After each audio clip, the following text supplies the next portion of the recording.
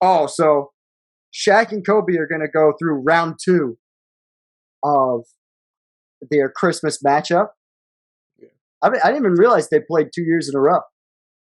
And they have 2 exciting games this year with, what do you call it? This is the one I feel like everyone talks about, though. Especially considering this Christmas game, they're way closer in position. Like, they both have a very similar record. Yeah. They're both, like, around 500 and just, like, doing okay. Kobe's going to have 37, I think, on Christmas. Yeah, doing what he does. But this is not my favorite Laker. We have not yet approached my favorite Heat Lakers game. That's coming up right now with what happens on the 16th, where. Oh, sorry. This is actually the famous game. When we were originally. You go ahead. I was gonna say just for that Christmas game. So it ends up being a pretty tight game, and doesn't this dude Gary Payton have a big game, and he talks a lot of shit to Lamar Odom. Yeah, he does. He does do that. He literally like got in Lamar Odom's head and everything, and he was like, they were like even jabbing at each other at the end of the game. It's pretty funny. If I wasn't a Lakers fan, I would have probably thought that was pretty interesting. But you know what? But as soon as I saw it, I wanted him to die on the spot. Yeah, fuck him and his stupid ass son. Here's the tech from Wade. Wade delivering a hella elbow in retaliation for Kobe's elbow that they didn't call. He lucky my man ain't pop him in the mouth. Fuck out of here.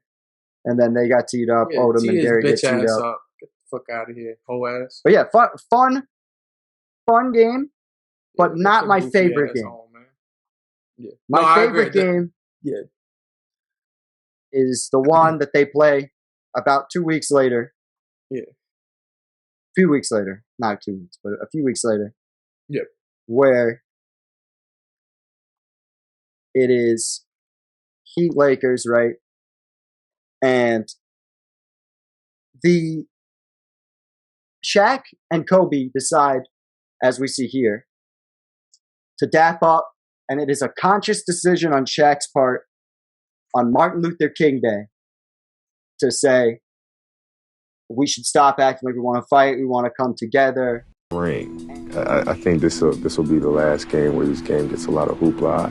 I don't think the public really wants to hear about it too much anymore. We had a game on Martin Luther King Day. I didn't want them talking about beef on that day. Remember that day? Everybody was like, he goes back. Mm-hmm. And I just came to you and I put my hand out. I was like, I hold with his hand. Of course.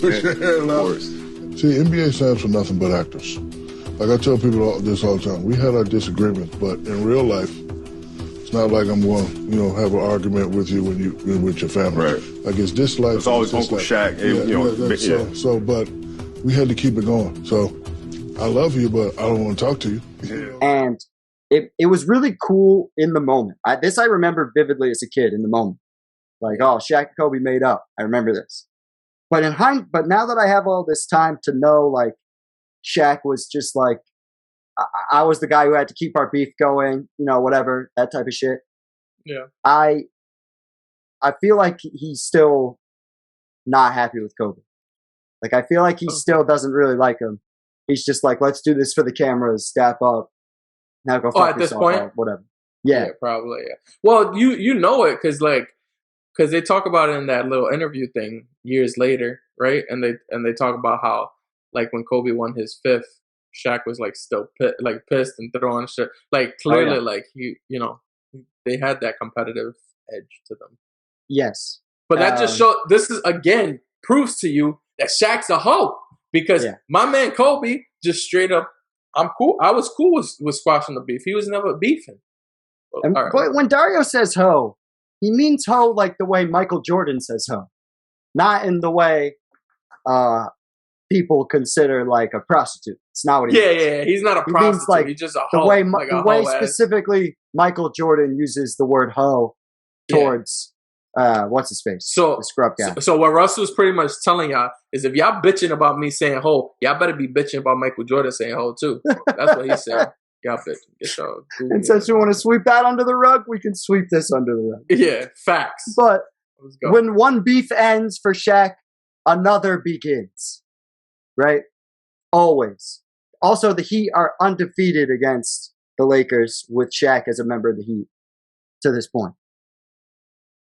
So, Shaq versus Kobe, right? They all show each other love, but Pat Riley definitely dyeing his hair because his hair is definitely not that color. it looks sexy. It looks beautiful. Majestic. Look at Kobe, that. bang, bang. Hold that, Wade. Hold that. You guys ask Gary Payton for more help. But here we go. So Shaq's going to come, punch and dunk, really start to get excited here on this end of the court. Jason Williams, Shaq, huge putback, shits on Andrew Bynum, the rookie. But Bynum's going to come right back down the court. It's my favorite moment in the history of the rivalry. Right back down the court. Bang! Dunked on your bitch nice ass. little move, dunk on him. Yeah. And then Shaq's going to cry like a little bitch. He's going to get upset. Boom! He's going to fake a fight right What you here. doing, boy? What you doing? Why you acting tough out here, boy? You know who I am, man? They call me Shaq Attack, man. They call me here's the quote. boy.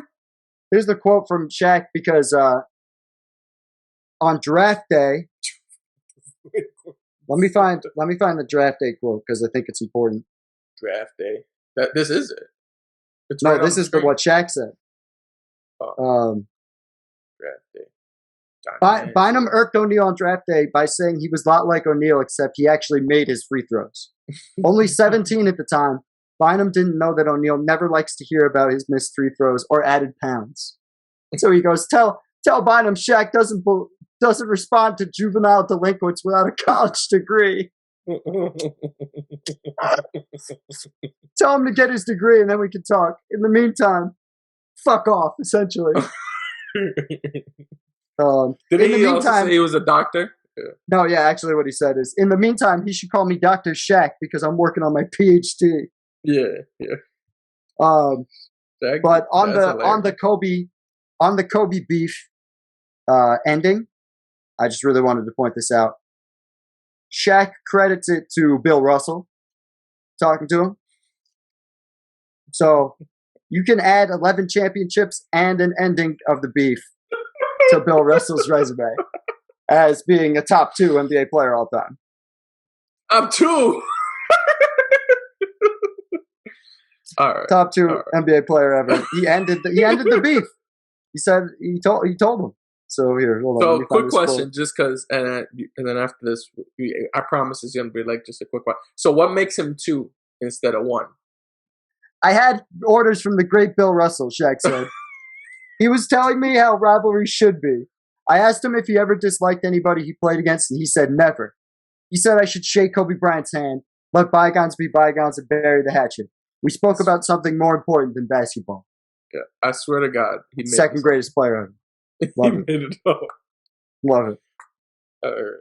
Sorry, you were cutting out earlier. I just thought I'd read the quote and not, you were cutting out. Yeah, it's fine. Yeah, let's just move on. Let's go.